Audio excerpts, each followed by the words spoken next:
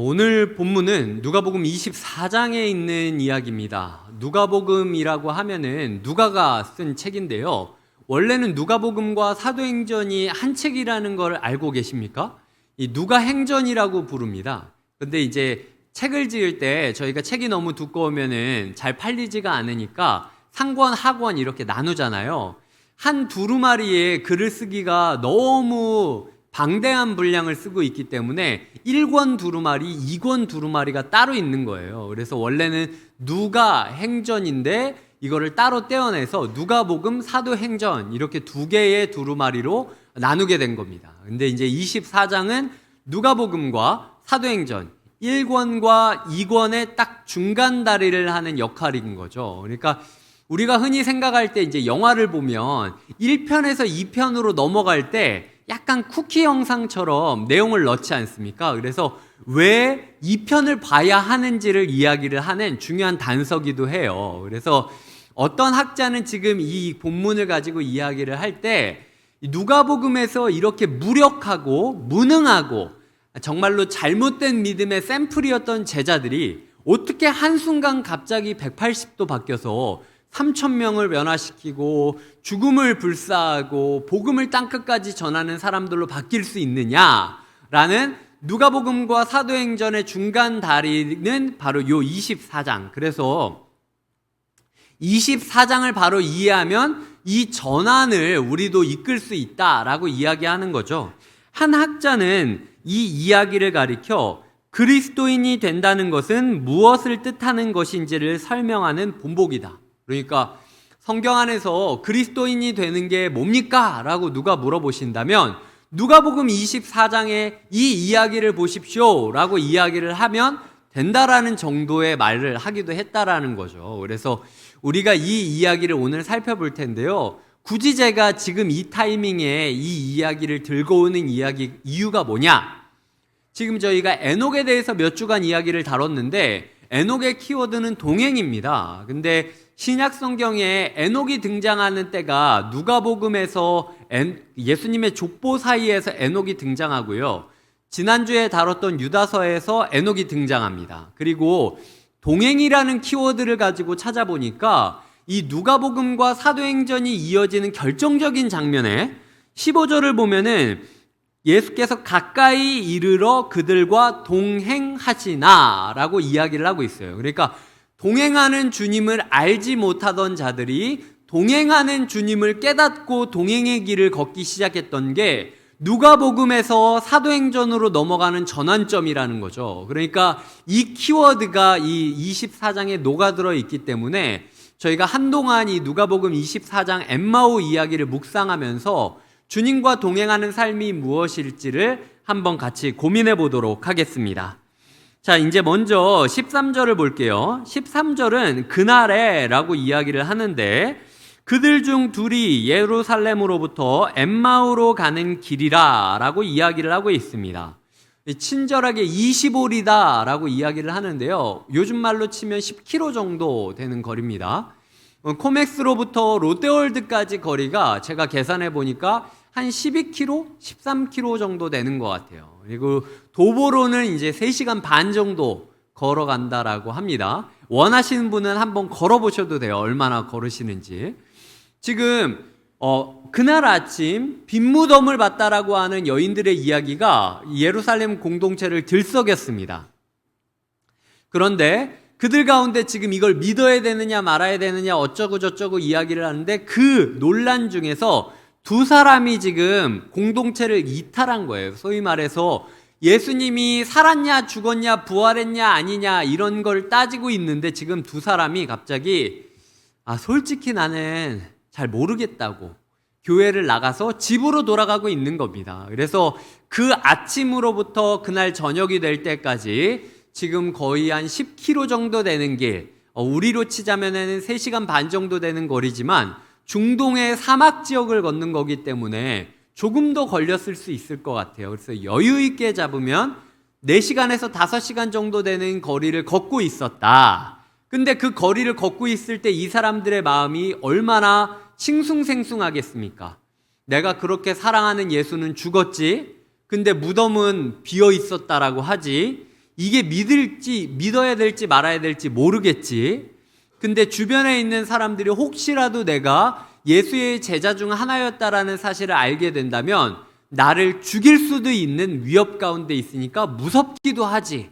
그런데 옆에서는 알지도 못하는 누군가가 쫄래쫄래 나를 쫓아오고 있는 거예요. 그러니까 되게 이거를 슬퍼해야 할지 기뻐해야 될지 옆 사람이랑 말을 해야 될지 하여튼 조금 묘한 동행길을 걷고 있었던 게 그 두 사람의 그 여정이었습니다.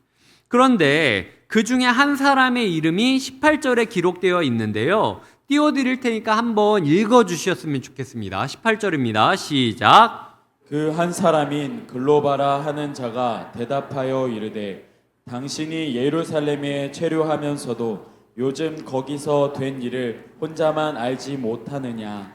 자, 그 두 사람 중에 한 사람은 글로바라고 이야기를 하는데요. 이 글로바라는 사람은 요한복음 19장에도 등장합니다. 제가 19장 25절을 읽어드릴게요. 예수의 십자가 곁에는 그 어머니와 이모와 글로바의 아내 마리아와 막달라 마리아가 섰는지라 라고 이야기를 하고 있습니다.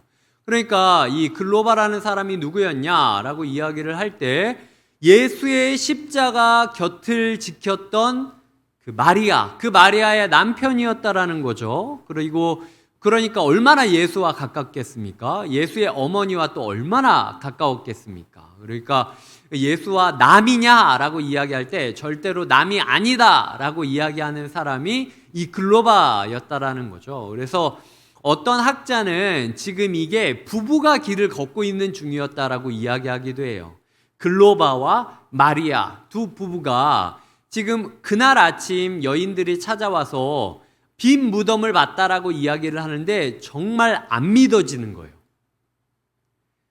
그래서 우리는 잘 모르겠고 조금 고민이 필요하다라고 생각을 해서 예배 드리다 말고 일어나서 난 진짜 못 믿어지겠다라고 해서 오늘은 좀 집에 가서 쉬어야겠다라고 해서 엠마오에 있는 집으로 지금 가고 있었던 게 지금 여정이다라고 이야기를 하는 사람들도 있다라는 거죠. 뭐 이 글로바가 요한복음의 글로바냐 아니냐 이거는 솔직히 학자들 사이에서는 논란이 좀 많이 있는 구절이에요.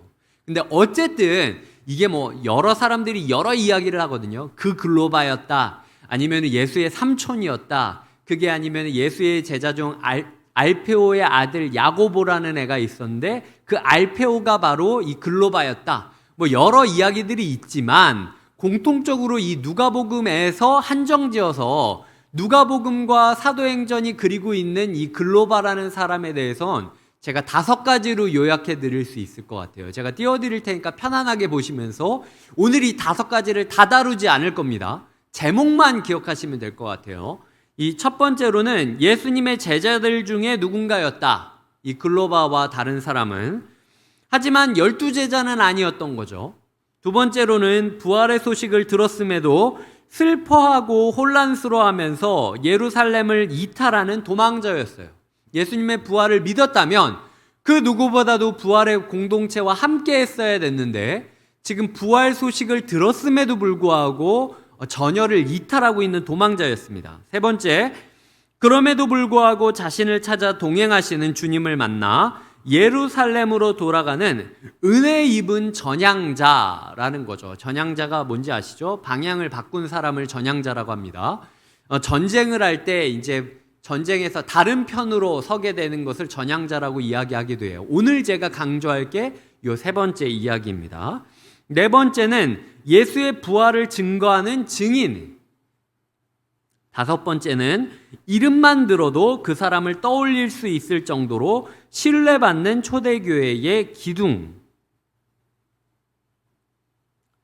이 5가지, 제가 오늘 이야기 드린 이 5가지를 일일이 설명드리지는 않겠지만 그리스도인이 된다라는 것은 이 5가지의 과정을 거치는 겁니다.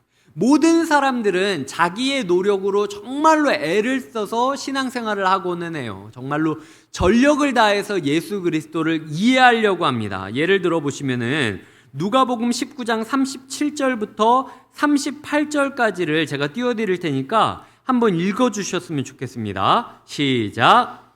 이미 갈람산 내리막길에 가까이 오심에 제자의 온 무리가 자기들이 본 바 모든 능한 일로 인하여 기뻐하며 큰 소리로 하나님을 찬양하며 이르되 찬송하리로다. 주의 이름으로 오시는 왕이요 하늘에는 평화요 가장 높은 곳에는 영광이로다 하니. 네, 여기 보시면은 지금 제자들이라고 하거든요. 그리고 39절에 보면은 바리새인들이 그래서 예수에게 네 제자들 단속 좀 똑바로 하라라고 이야기할 정도로 제자라는 말이 딱 정확하게 들어가 있습니다. 자, 근데 이 제자들이 예수님이 십자가에 못 박혔을 때 뭘 하죠? 도망갑니다. 부인하죠. 그리고 예수를 저주하죠. 예수를 죽이라고 하던 사람들도 있었어요. 그래도 이 사람들을 제자라고 불렀다라는 겁니다. 그리스도인이 된다라는 건 이 과정을 거쳐야 되는 거예요. 우리가 봤을 때는 어떻게 이렇게 예수 그리스도의 임하심을 보면서도 죽으러 온 예수 그리스도를 좋다라고 이야기를 하고 아주 그냥 잘났구나. 나는 이렇게 되지 말아야지라고 이야기를 하곤 하지만 모든 그리스도인들이 이렇게 자기 방식과 자기 노력과 자기 안간힘을 써서 예수 그리스도를 이해하려고 하고 예수 그리스도를 노래하려고 하고 예수 그리스도와 함께 하려고 하는 그 노력이, 그 행위가 우리의 생활 가운데 필요하다라는 겁니다. 동시에 제가 이야기 드리고 싶은 건 그렇게 해봤자 결국은 예수 그리스도의 십자가 앞에서 다 도망쳤더라라는 슬픔과 절망을 마주하는 게 그리스도의 삶 가운데 있어서 반드시 필요하다라는 거예요. 이걸 이 슬픔을 경험하지 않은 그리스도인은 없습니다. 극단적으로 제가 이야기를 드렸을 때 모든 그리스도인들은 내가 정말로 안간힘을 써서 예수 그리스도를 사랑하고 이해하려고 했지만 예수 그리스도를 절대로 이해하지 못하는 어떤 섬이 있고 절대로 사랑하지 못한다라고 느껴졌던 무능력한 자기 자신을 보는 절망선이 있어요. 그 절망선을 보는 게 그리스도인이 되기 위해서 반드시 필요하다라는 거죠. 우리 가운데는 두 부류로 제가 이야기 드릴 수 있겠습니다.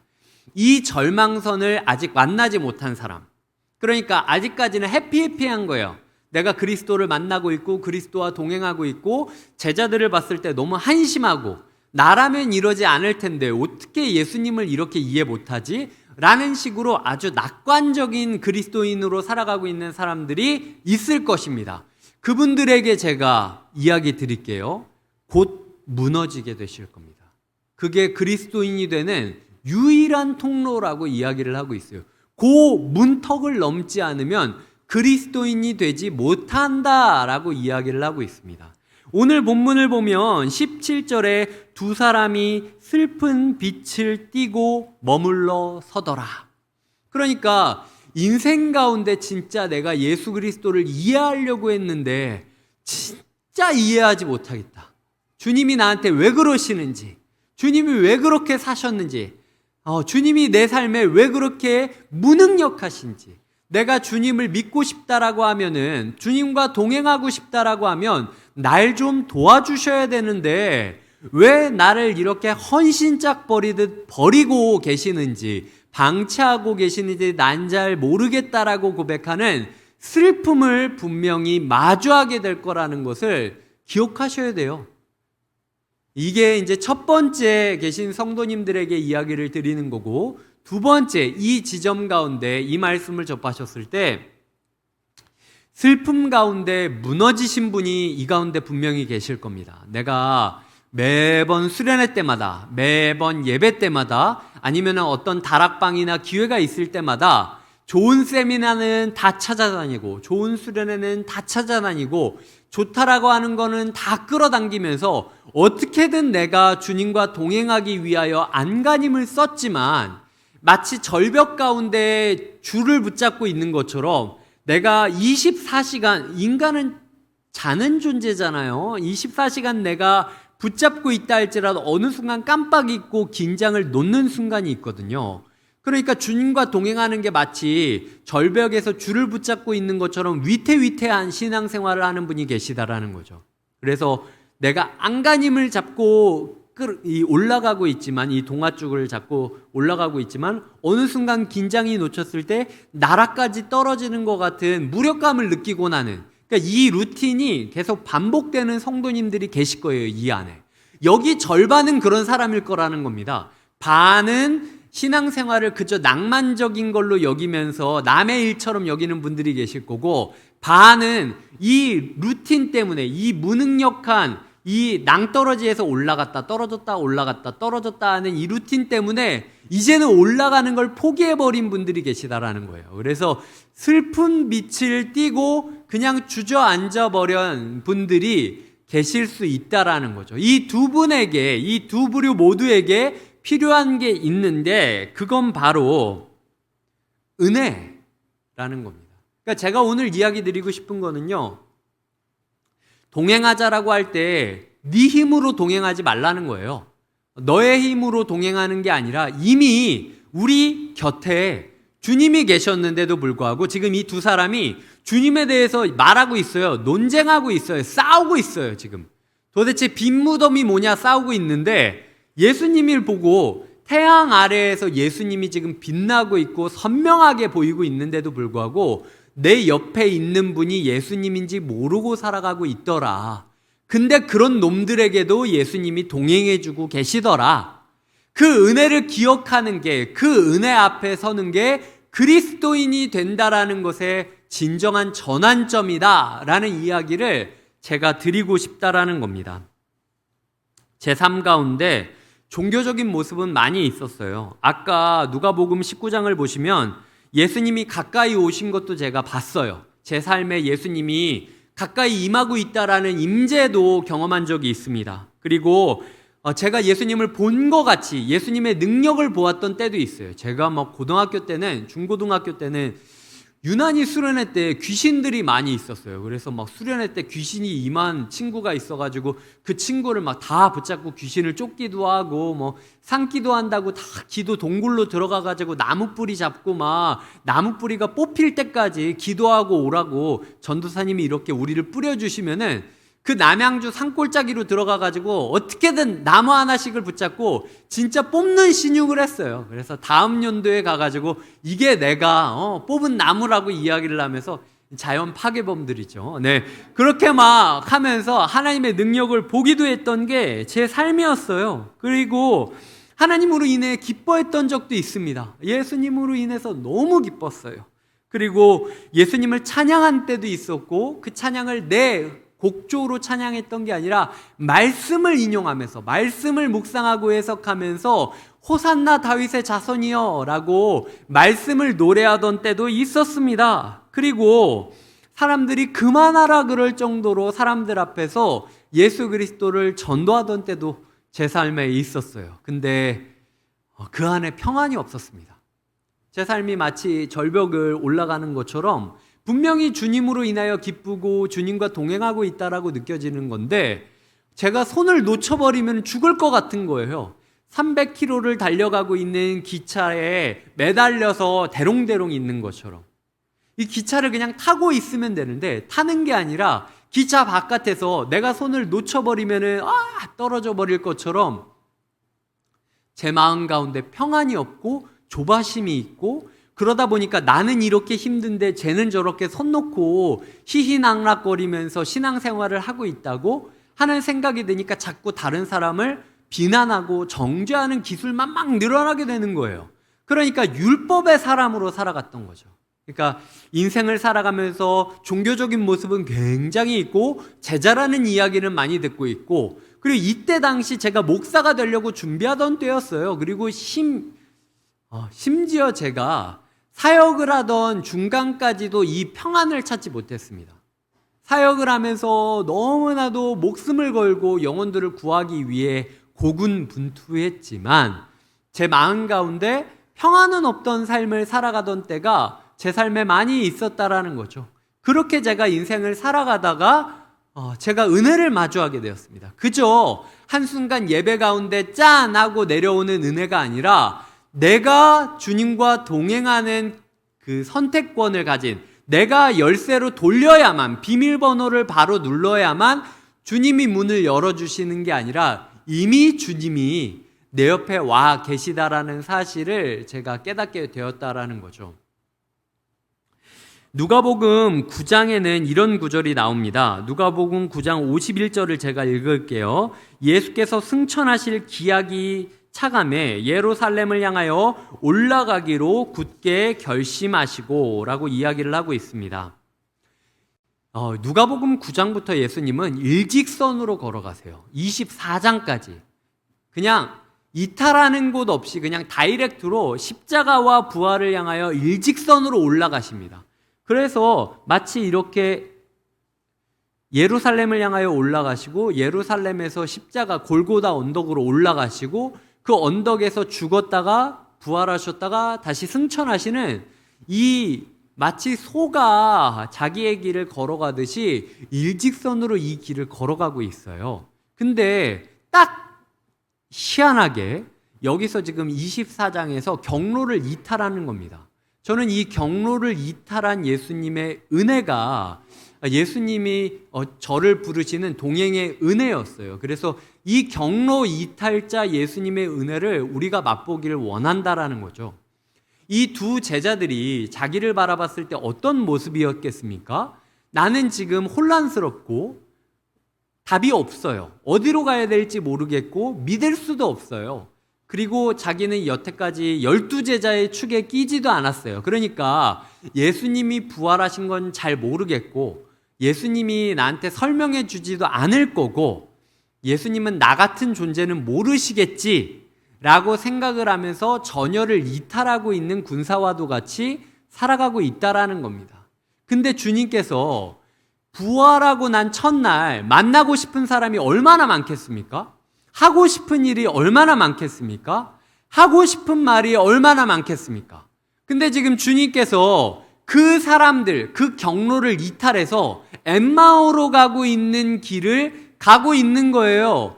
성령님이 계속 내비게이션이 계속 경로를 이탈하였습니다. 경로를 이탈하였습니다. 경로를 이탈하였습니다 라고 외치듯이 성령님이 계속 예수님한테 이야기하겠죠. 거기가 아니야. 예루살렘으로 가야 돼.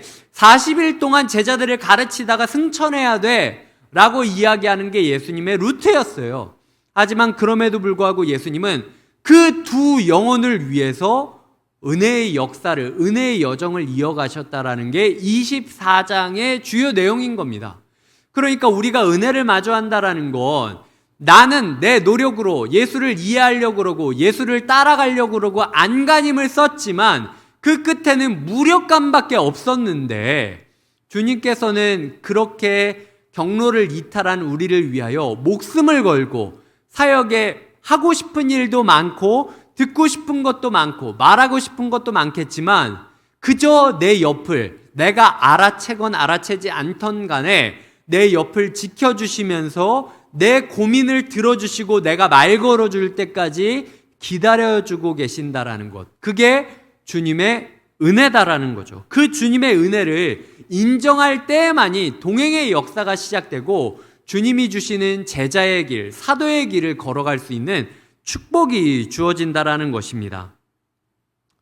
유대법에 보면요, 어떤 사실이 사실로 인정되기 위해서는 성문 앞에서 두 사람의 증인이 이게 이런 일이 맞다라고 증언을 해줘야만 이게 사실이다라고 판정이 되었습니다. 그래서 누가복음 2장에 보시면은 예수님이 태어나셔서 나신 지 8일 되어서 할례를 받으러 성전에 들어갔을 때에 두 사람의 증인을 누가가 세우고 있어요. 첫째 증인은 시므온, 평생 동안 메시아가 이 성전으로 올라갈 거다. 그때까지 살려둘 것이다라는 예언을 받은 사람. 그래서 당시 유대 사람들 가운데서 누구라도 성전을 왔다 갔다 하는 사람이면 이 시므온이라는 사람은 기억하고 있는 그 시므온. 두 번째 타자가 안나. 정말로 일평생 하나님을 경외하는 자로 살아갔던 여인. 그러니까 남자 대표, 여자 대표. 누구라도 이스라엘 사람들 가운데 시므온 하면 알아들을 수 있는 사람, 안나라면은 알 수 있는 사람을 예수님께서 메시아다라는 증인으로 세우고 있는 게 누가복음의 시작이에요. 근데 누가복음의 마지막에 증인 두 사람이 누구입니까? 이 글로바라는 사람이랑 그리고 무명의 사람, somebody. 그러니까 아무것도 아닌 12제자 중에 하나도 아니고, 그리고 예수님의 부활을 믿지 못해서 가고 있었던 사람을 부활의 증인으로 세워주신 은혜, 그 은혜를 마주하기만 한다면 우리가 예수님과 동행하는 사람이 되어서 누가복음의 무력한 제자들로 끝나는 것이 아니라 사도행전에서 역사를 일으키는 하나님의 도구와 통로로 사용받을 수 있다라고 하는 게 누가복음 24장의 이야기라고 하는 거죠. 그 은혜를 마주하는 것이 무엇이 필요합니까? 인간의 노력이 무엇이 필요합니까? 그저 머물러 서서 슬픈 빛을 띠고 자기 마음을 솔직하게 이야기하는 것, 그거면 된다라는 거예요. 하나님이 우리의 삶에 큰 거 바라는 게 아닙니다. 그저 인생길을 걸어가시는 이 가운데 이 예배 시간이라는 한두 시간을 떼어서 잠깐 멈춰 서라는 거예요. 그리고 솔직하게 너의 슬픔을 알려달라는 거죠.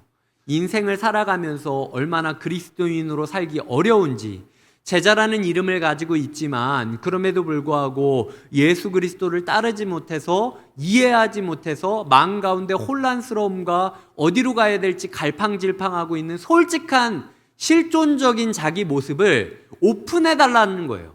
그거면 충분하다는 거예요. 그 다음부터는 예수님이 하시겠다라는 거죠.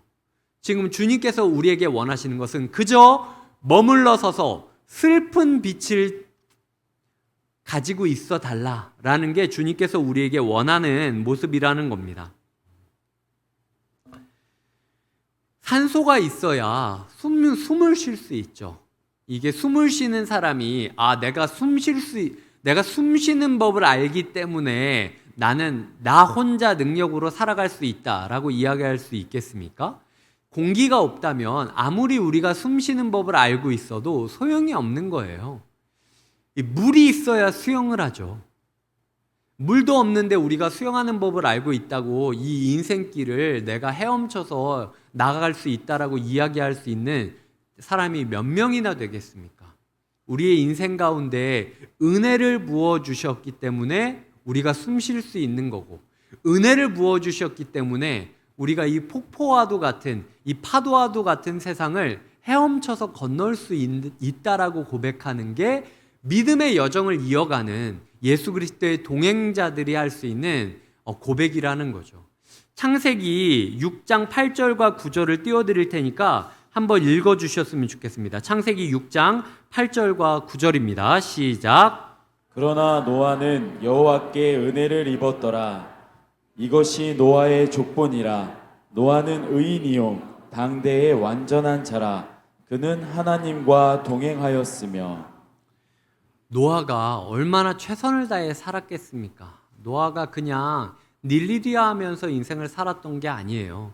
하지만 노아의 인생을 설명할 때 가장 먼저 나타났던 그 설명은 여호와께 은혜 입은 자라는, 여호와께 은혜를 입은 자라는 자기 은혜 의식이 있어야만 여호와와 동행하는 사람이 될 수 있다라는 거예요. 제가 오늘 이야기 드리고 싶은 것이 이겁니다. 우리의 신앙 가운데 예수 그리스도와 동행하자라고 이야기를 했지만 여태까지 자기 힘으로 동행하려고 안간힘을 쓰셨던 분들이 계실 거예요. 하지만 그분들이 제가 느꼈을 그 당혹감, 제가 느꼈을 슬픔, 제가 느꼈을 무력감 앞에서 무너지지 않기를 부탁드립니다. 그 선을 넘으셔야 돼요. 그 선 안에서 주저앉아서 그냥 비비고 있는 게 아니라 하나님께서 원하시는 것은 이미 네 옆에 내가 있어. 경로를 이탈해서 99마리의 양을 내버려 두고 한 마리 양을 찾으러 내가 지금 너의 옆에 와 있다. 그저 네가 나를 바라봐주고 나에게 너의 마음을 솔직하게 말해주기만 한다면 그때부터 은혜의 역사가 일어날 거야 라고 이야기하시는 하나님을 만나시는 하루가 되셨으면 좋겠어요. 그래서 우리가 동행하자라고 이야기를 할 때 우리의 삶에 부담감이나 불안감이나 압박감이 느껴지는 게 아니라, 그래, 내가 주님과 동행하지 않았을 때에도 주님은 내 곁에 계셨지 라는 은혜의 고백들이 이어지면서 평안과 행복과 기쁨으로 인생을 돌아서서 주님께로 전향하는 전향자가 되시는 하루가 되시기를 축복하고 부탁드립니다. 이 시간 함께 찬양하며 나아가겠습니다. 아까 찬양했던 찬양이죠. 날이 저물어 갈 때, 빈들에서 걸을 때, 그때가 하나님의 때라고 우리가 함께 일어나서 고백하도록 하겠습니다.